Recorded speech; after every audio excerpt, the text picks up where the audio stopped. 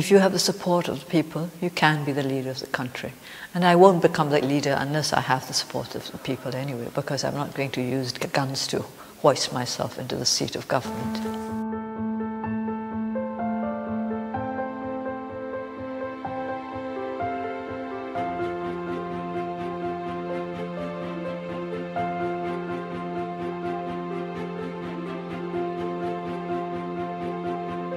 I think some people use this fear in order to discourage the public from voting for the NLD. There are those who say, if you vote for the NLD and the NLD wins the elections, then we'll be back to 1990, because the military would never let the NLD take over the powers of government.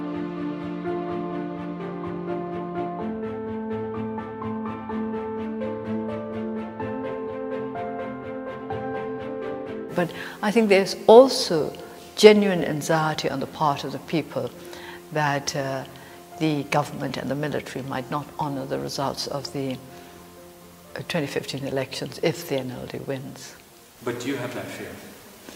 I am aware of the possibility of such a situation, but I won't say it's a fear, because I think 2015 is quite different from 1990, and what the government did in 1990, I don't think they could do with impunity in 2015.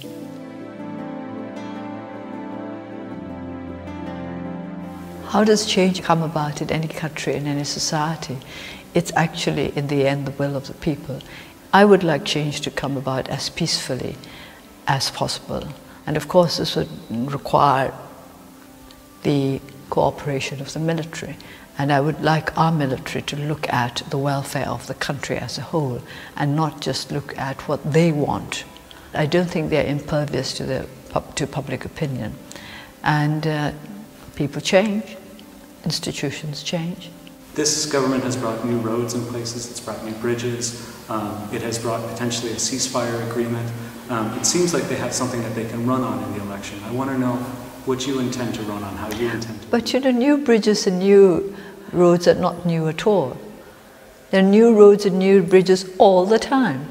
And the very fact that if they have to run just on new roads and new bridges, in a way it proves that we are very, very backward and undeveloped if we're still at the stage where new roads and new bridges are a big election campaigning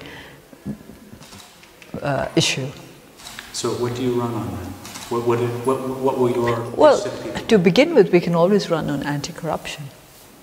And I think this is where we can say very, very strongly and very confidently that our party is clean. Not just because we've not been in power, but because we're a poor party. We don't deny that. We cannot compete by any means with the USDP when it comes to money. But we're clean, and the people do understand that. That's the first step towards good government.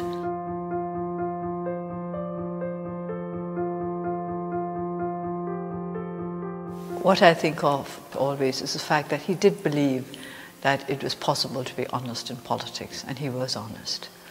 And I accept this because I think it's really simply the best policy. Honesty is the best policy, it's the best way to go about it.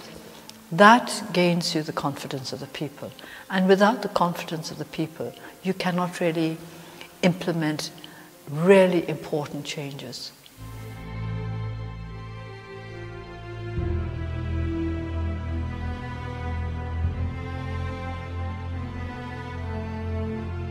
In the interests of national reconciliation, I have never condemned either the Rakhine or the Muslims in the Rakhine state, because I've always said that the tensions are based on fear.